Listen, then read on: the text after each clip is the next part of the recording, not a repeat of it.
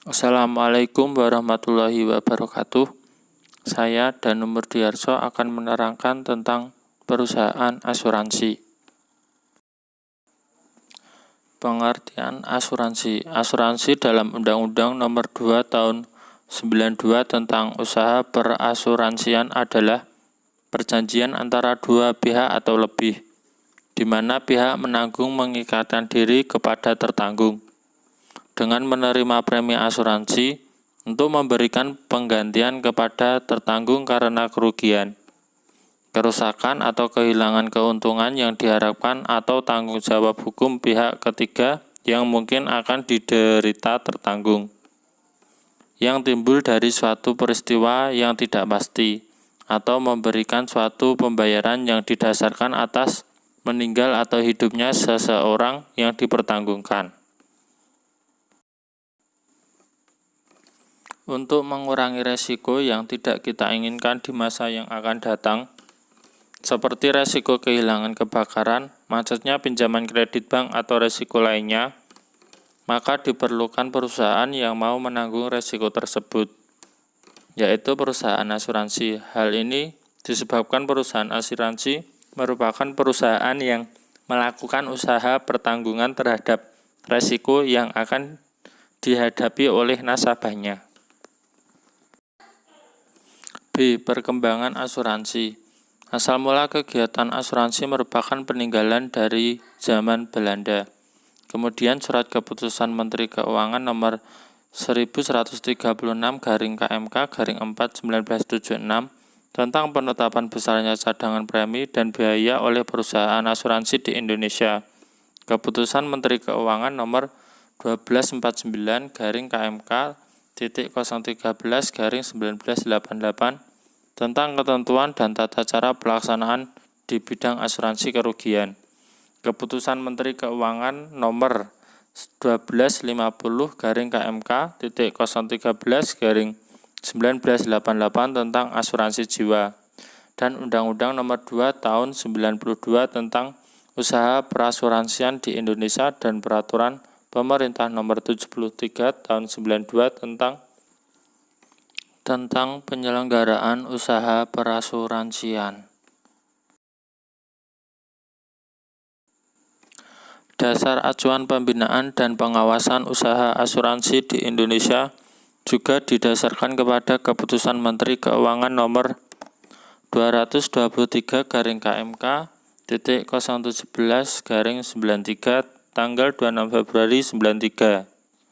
Yang kedua, tahunnya sama, tanggalnya sama tentang kesehatan keuangan perusahaan asuransi dan reasuransi. Yang ketiga, tentang penyelenggaraan asuransi, usaha asuransi dan reasuransi. Yang keempat, tentang perizinan dan penyelenggaraan kegiatan usaha penunjang usaha asuransi.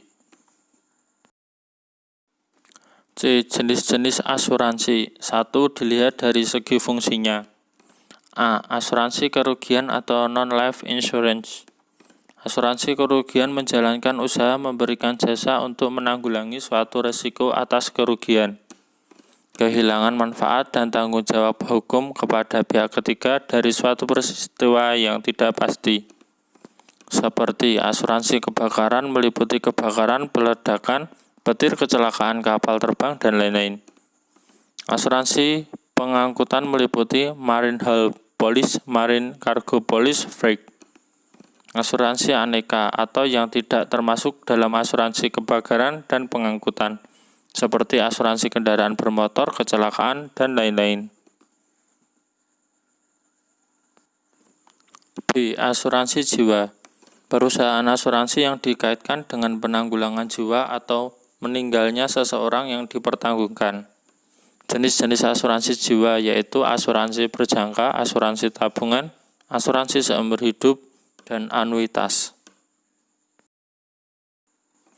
B. Reasuransi. Merupakan perusahaan yang memberikan jasa asuransi dalam pertanggungan ulang terhadap risiko yang dihadapi oleh perusahaan asuransi kerugian. Asuransi ini digolongkan dalam bentuk treaty, fakultatif, kombinasi dari keduanya. D. Dilihat dari segi kepemilikannya. A. Asuransi milik pemerintah, yaitu asuransi yang sahamnya dimiliki sebagian besar atau bahkan 100% oleh pemerintah. B. Asuransi milik swasta, sahamnya sepenuhnya dimiliki oleh swasta nasional. C. Asuransi milik perusahaan asing, yaitu asuransi perusahaan asuransi cabang dari negara lain dan sahamnya 100% dimiliki pihak asing. D. Asuransi milik campuran, yaitu sahamnya dimiliki antara swasta nasional dengan pihak asing. D. Ada dua keuntungan asuransi, yaitu pertama bagi perusahaan asuransi, keuntungan dari premi yang diberikan ke nasabah, keuntungan dari hasil penyertaan modal di perusahaan lain, keuntungan dari hasil bunga dari investasi di surat-surat berharga. 2. Bagi nasabah, memberikan rasa aman merupakan simpanan yang pada saat jatuh tempo bisa diambil kembali, terhindar dari resiko kehilangan dan kerugian, memperoleh penghasilan di masa yang akan datang, memperoleh penggantian akibat kerusakan dan kehilangan. E. Prinsip-prinsip asuransi. 1. Insurable interest, kepentingan untuk diasuransikan, yaitu seseorang yang mengasuransikan harus mempunyai kepentingan atau interest atas harta benda yang dapat diasuransikan. Objek yang diasuransikan juga harus legal dan tidak melanggar hukum serta masuk dalam kategori layak. Contohnya, hubungan bisnis seperti kreditur dengan debitur, perusahaan dengan orang penting di perusahaannya.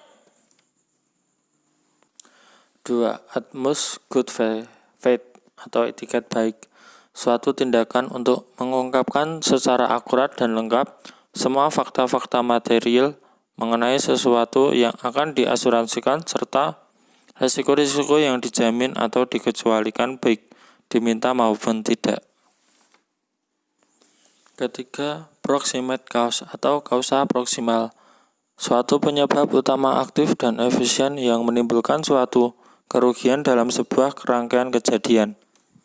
Ketentuan klaim dalam prinsip asuransi ini adalah apabila objek yang diasuransikan mengalami musibah atau kecelakaan, maka pertama kali yang harus akan dilakukan pihak perusahaan asuransi adalah mencari penyebab utama aktif dan efisien yang dapat menggerakkan suatu rangkaian peristiwa tanpa terputus yang mana akhirnya menimbulkan kecelakaan tersebut. Dari pertimbangan tersebut baru dapat ditentukan jumlah klaim yang diterima oleh pemegang polis.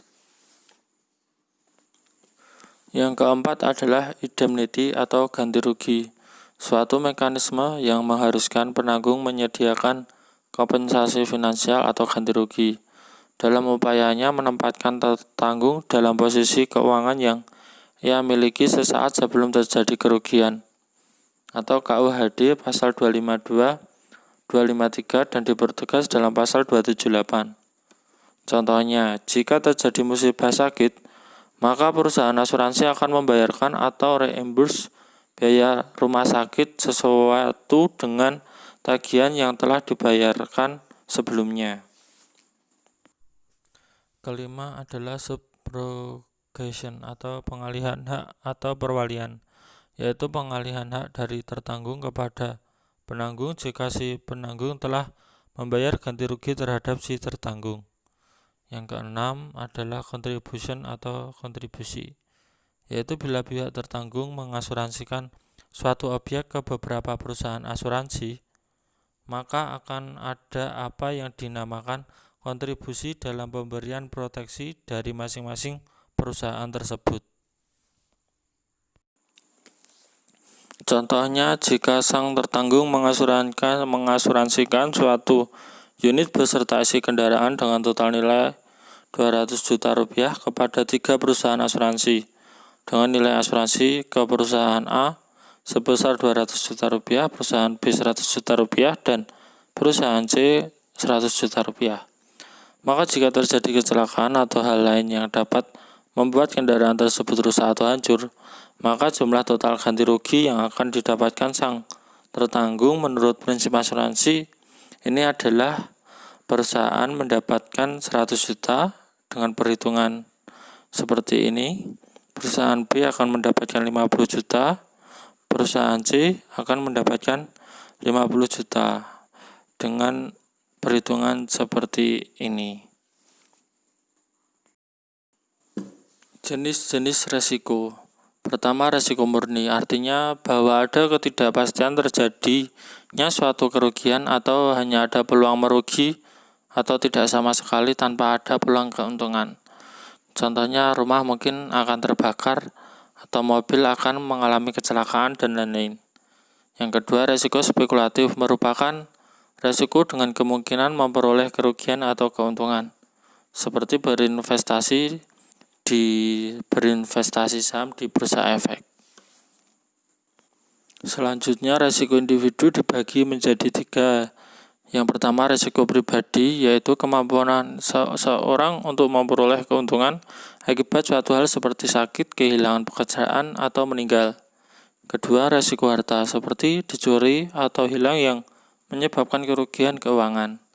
Yang ketiga, resiko tanggung gugat, yaitu resiko yang disebabkan apabila kita menanggung kerugian seseorang dan kita harus membayarnya. Contohnya, kelalaian berkendara di jalan yang menyebabkan orang lain tertabrak. Oke, cukup sekian penjelasan dari saya mengenai perusahaan asuransi. Semoga bermanfaat, semoga bisa menambah ilmu atau wawasan kalian. Jika ada pertanyaan-pertanyaan atau yang mau ditanyakan, silahkan tulis di kolom komentar. Sekian penjelasan dan materi yang bisa saya sampaikan. Terima kasih. Wassalamualaikum warahmatullahi wabarakatuh.